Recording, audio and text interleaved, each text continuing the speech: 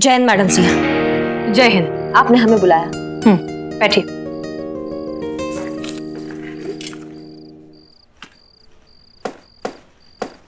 क्या हुआ madam sir, कोई बात है? हाँ है।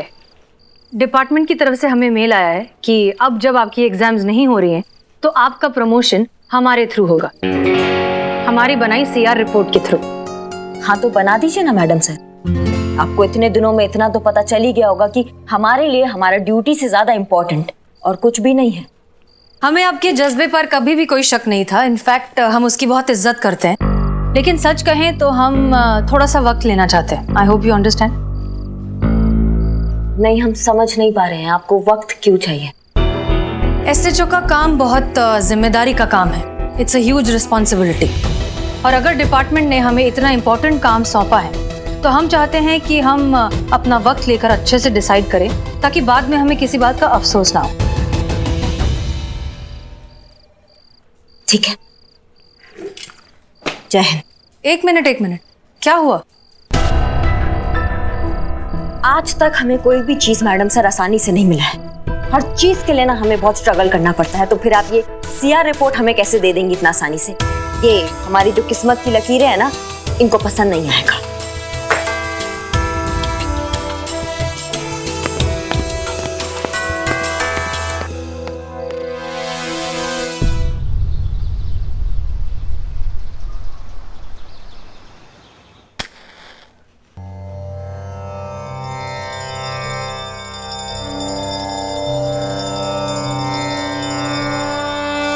आज 1 तारीख है।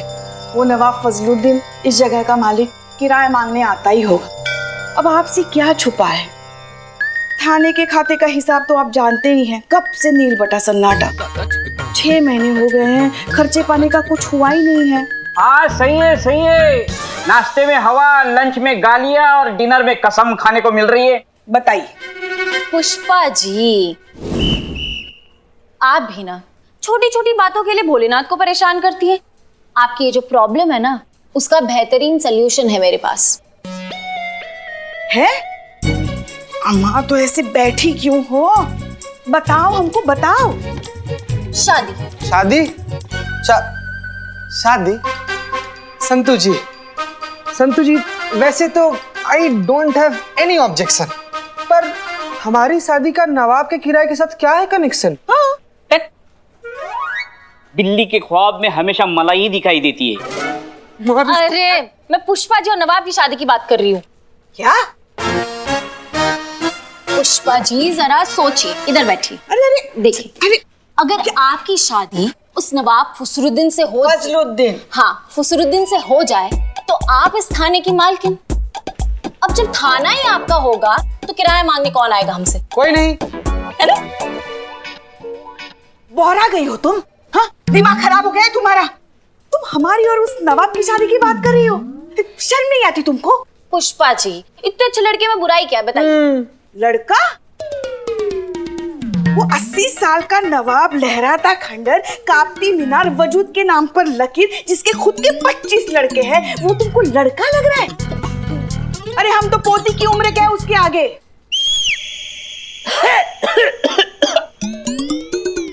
बेटी की उम्र क्या है? छोटी बहन, बड़ी बहन, हम आप तो क्या अम्मा बन जाए उसकी? इसका गला दबा हुआ नहीं शुक्का हम अपने हाथों से करेंगे। हाँ पुष्पा जी, पॉजिटिव साइड देखिए। अगर आप नवाब के साथ शादी कर लेते हैं तो आप यहाँ की मालकिन बन जाओगी। फिर कोई भी आप पर हुक्म नहीं चला पाएगा। कोई भी का मतलब समझते हो ना? कोई भी। तो घर पर भी आपका हुक्म चलेगा और यहाँ भी आपका हुक्म चलेगा। अरे बिल्ले, औकात में रह के बात कर हमसे। कोई है किसी का हिम्मत है जो हम पर हुक्म चला सके? चल तो रहा है भाई। जब से किसी को पता चला है ना कि हसीना मैडम की परमिशन के बिना इनका प्रमोशन नहीं होगा, तो अपनी सीआर रिपोर्ट पे उनका दस्तखत पाने के लिए उनके आगे पीछे घूम रही है। कैसे? ऐसे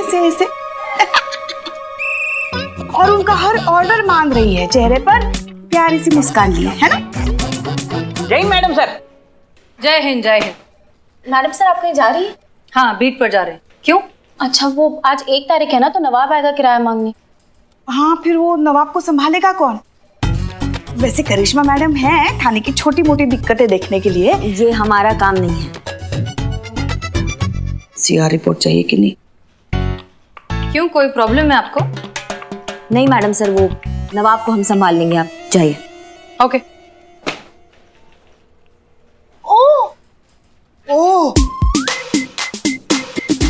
अब मैडम सर वो मुझे हाफ डे चाहिए था। क्यों? वो आप जानती हैं ना, पुलिस हॉस्टल में रेनोवेशन का काम चल रहा है, तो 2-3 महीने के लिए कहीं और रहना पड़ेगा। तो मैंने सोचा मैं सनी के साथ जाके घर ढूंढ लूं। थोड़ी देर में यहाँ पर नवाब साहब आ रहे हैं। तुम जानती हो कि लखनऊ में उनके पास बहुत सारे घर और मकान है। तुम उन्हीं से बात करो, वही कोई अच्छा सा सूटेबल घर देख के तुम्हें किराए पर दे देंगे। Good idea, thank you. मैं नवाब से पूछ लूं। वाह मैडम सर, वाह क्या भौकाल, क्या मस्त अच्छा सा आइडिया दिए आप, एकदम मतलब चौकस आइडिया है आपका। Thank you madam sir. हाँ संतु जी, आप ना नवाब से बात कीजिए, कोई जरूरत नहीं सनी उन्हीं के साथ जाने का। अंदर चलिए। सब बाहर बहुत गर्मी है ना संतु जी, प्लीज अंदर चलिए, प्लीज प्लीज।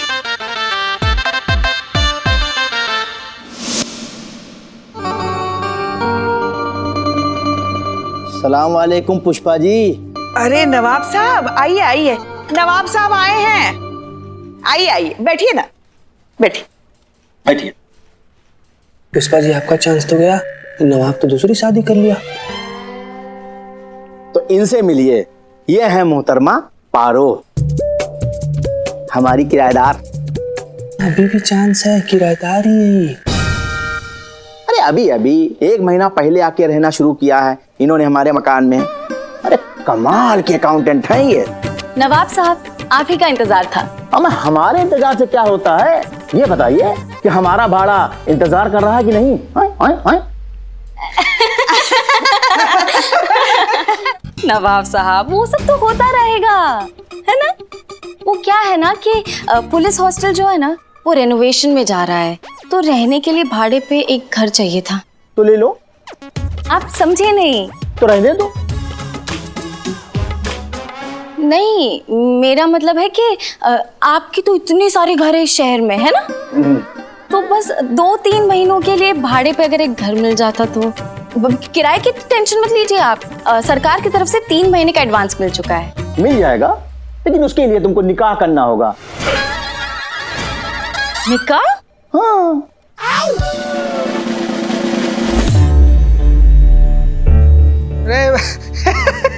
नवाब साहब, हम ये बोल रहे हैं कि संतु जी से शादी का बात कर रहे हैं। देखिए जरा उनको, कितनी मासूम से कितनी छोटी सी हैं। आपकी सबसे छोटी बेटी की भी छोटी बेटी की उम्र की हैं वो, जरा देखिए उनको। और आप निकाह का? तुम बड़े अहबक किस्म के इंसान हो मियाँ। अरे हम अपनी नहीं, अरे हम इनसे ये कह रहे थे कि एक अच्छा सा लड़का देख के शादी कर लो, क्योंकि बिना शादी के हम किसी को मकान देते ही नहीं है, समझे ना। क्यों भाई, कुंवारी लड़कियों पे भरोसा नहीं है आपको? अरे पुष्पा जी, हमको खुद पर भरोसा नहीं है। क्या है ना कि अक्सर लड़कियां हमें देख के ना बेकाबू हो जाती हैं। भाई कशिश ही ऐसी पाई है खुदा के फजल से। अब निशाना तो कहीं और पे है।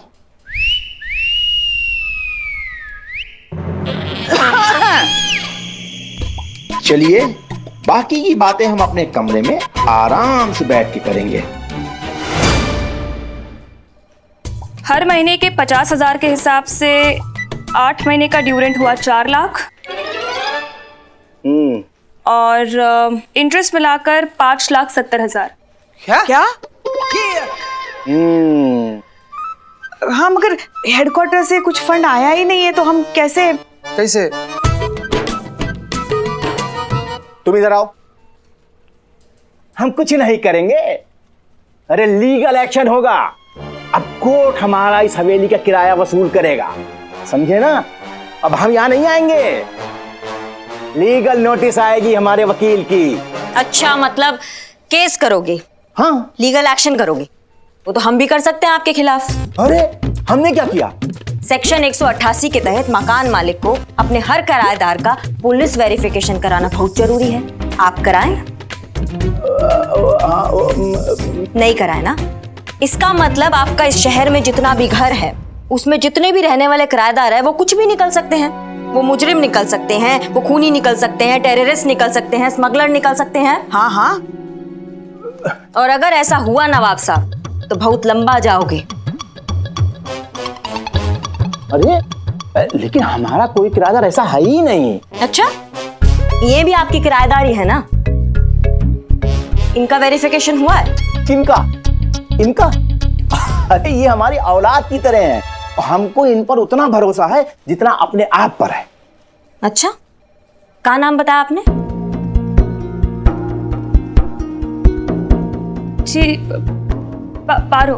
पारो। पूरा नाम का है? पार्वती सक्सेना और गोविंद सक्सेना इनके खाविद हैं। इनका आइडेंटिटी प्रूफ देखना है हमें, दिखाइए।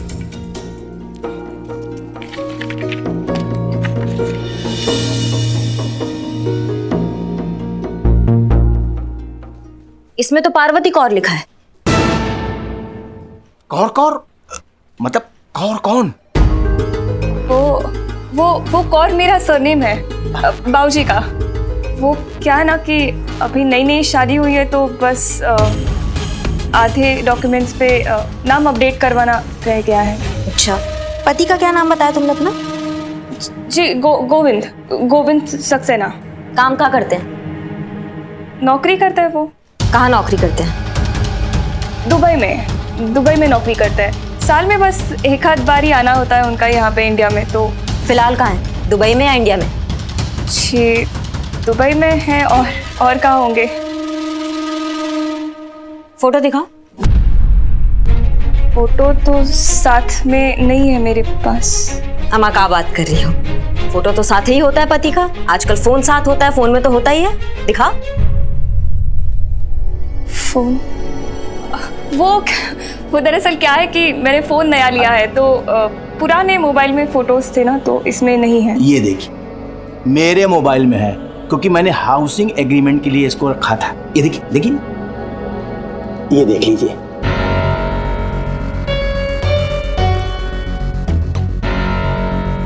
जोड़ी अच्छी लग रही है।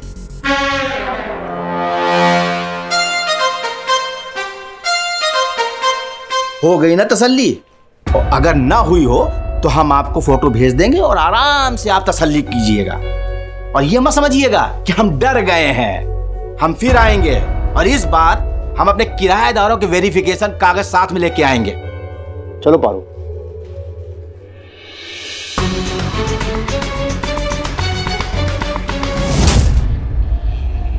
हेलो। हाँ हेलो, मैं बोल रही हूँ। वो आज मैं नवाब के साथ थाने गई थी किसी काम से। तो वहाँ पे ना पुलिस तुम्हारे बारे में बहुत सवाल कर रही थी। मुझे लगता है कि उन्हें मुझ पे शक हो गया है। मुझे बहुत डर लग रहा है। क्या करूँ? सुनो मैं तुम्हें बाद में फोन करती हूँ। Bye bye bye. चलिए मोहतरमा जी आइए। एक चाय खाली एक चाय। बस एक ग्लास 3। चाय ला। 3 मतलब? पैसा कौन देगा? समझ गया। जी हाँ जी संतोष जी। अरे इतना सैड क्यों? कोई घर नहीं मिला क्या? अभी कहाँ, नवाब ने ना बोल दिया। सिंगल लड़कियों को घर नहीं देते वो, इसीलिए। ओ कहीं और ढूंढना पड़ेगा। फिर कहाँ ढूंढे, कैसे ढूंढे, टाइम भी तो मिलना चाहिए ना। करिश्मा मैडम ने हमें ये नया काम दे दिया, इस कपल के बारे में पता लगाना है। हाँ तो इसमें दिक्कत क्या है? लाओ मुझे दिखाओ फोटो। अरे अबे दिखा। मैं ढूंढता हूँ आपके लिए इस कपल का इंफॉर्मेशन। तुम ढूंढोगे? हाँ तो जर्नलिस्ट हूँ, यही काम है मेरा। एक घंटे में इस कपल की सारी इंफॉर्मेशन आपके सामने ना रख दी ना तो मेरा नाम भी सनी चड्डा नहीं। घंटा। ठीक। अरे गॉडफादर, चलो उधर फोटो दो। जर्नलिस्ट है बेटा, तुम जर्नलिस्ट हो ना तो हम भी पुलिस वाले हैं और हम भी ढूंढ सकते हैं इसको, बड़े आराम से ढूंढ सकते हैं। हमारा भी यही काम है। 1 घंटे में ढूंढ लेंगे। बड़े आए इस्मार खान। संतू जी आप ना बिल्कुल चिंता मत कीजिए, इसका जो फोटो है ना हम अपने फोन में ले लिए हैं, हम इसको ढूंढ देंगे। आप बड़े इत्मीनान से अपना मकान ढूंढिए हैं। बिल्ले हंस क्या रहा है बे? नहीं नहीं, पुलिस को किसी को ढूंढना होता है तो हम जैसे चोरों की मदद लेते हैं। अरे इस कपल को तो मैं ही ढूंढूंगा। Billu the spy. चैलेंज कर रहे हो कहाँ पे? चैलेंज बराबर वालों को दिया जाता है। तो दे इसको। चुप करो तुम लोग। करिश्मा मैडम ने मुझे काम दिया तो ये मैं ही करूंगी। ठीक है बेटा, ऐसी बात है तो challenge accepted. Challenge accepted. Challenge accepted.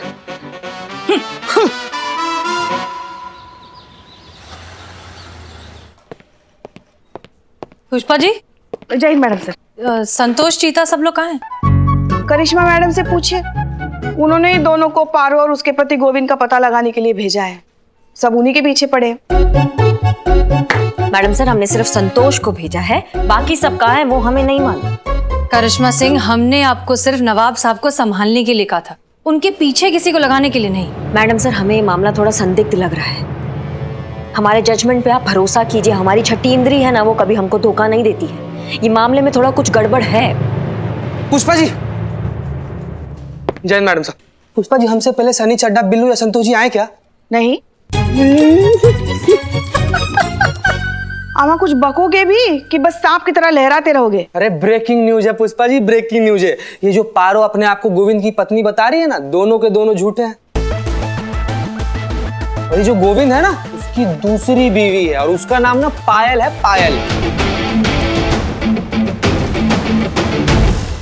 अरे ब्रेकिंग न्यूज है पुष्पा जी, ब्रेकिंग न्यूज है। ये जो पारो अपने आप को गोविंद की पत्नी बता रही है ना, दोनों के दोनों झूठे हैं। और ये जो गोविंद है ना, उसकी दूसरी बीवी है और उसका नाम ना पायल है, पायल। Fake news. असली खबर तो इधर है मैडम। करेक्ट इन्फॉर्मेशन का इकलौता अड्डा आपका अपना सनी चड्डा। मुद्दे पे आओ। हाँ तो आ जाते हैं मुद्दे पे। मैडम, करिश्मा जी एकदम सही कह रही थी। ये जो गोविंद है ना, ये बड़ा जुगाड़ू आदमी है। पहले से उसकी हाँ, पता है पहले से शादीशुदा है, फिलहाल दुबई में रहता है। उसका नया फ्लैट इंदिरा नगर में, फ्लैट का नंबर 102 है। मकान मालिक का नाम राजेश अरोड़ा है और उसकी बीवी का नाम पायल है। गलत। बीवी का नाम है गायत्री, शास्त्री नगर में रहती है। फ्लैट नंबर है 227। मकान मालिक का नाम है इम्तियाज शेख और मुझे इसलिए पता है क्योंकि मैं भी खुद मिलकर आ रहा हूँ, समझे? अरे हम तुमको बता रहे हो पायल। मैडम, जय हिंद मैडम साहब, मैंने पता लगा लिया है। वो पारो का पति गोविंद के बारे में पता है। उसकी शादी हो चुकी है और उसका बीवी का नाम पायल है। गायत्री है मैडम, गायत्री। पायल है मैडम, पायल। रागिनी है। मनीषा।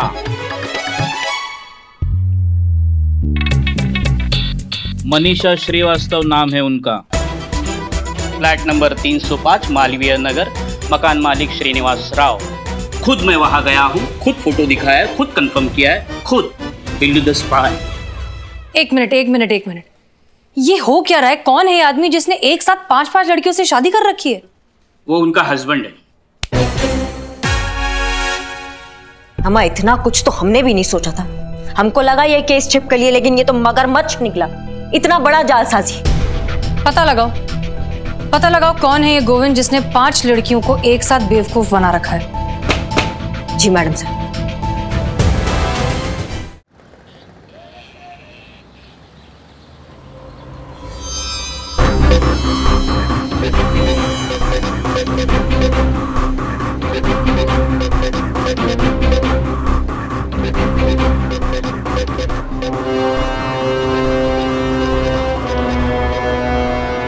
अरे तुम यहाँ क्या कर रही हो? पुलिस स्टेशन से फोन आया था। हाँ?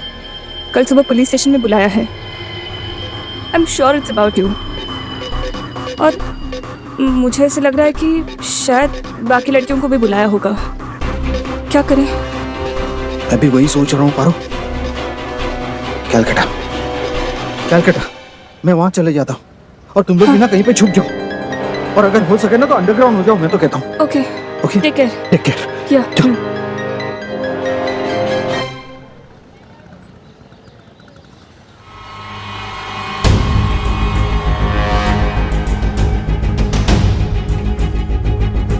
हमने उन औरतों को 11 बजे बुलाया था मैडम सर। कोई भी नहीं आया? हमने पहले ही कहा था मैडम सर। वो पारो को फोन लगाइए। जी मैडम सर। डायल किया गया नंबर इस वक्त स्विच ऑफ है। उसका फोन स्विच ऑफ आ रहा है। वो और भी तो लड़कियां हैं, किसी को ट्राई करिए। जी मैडम सर।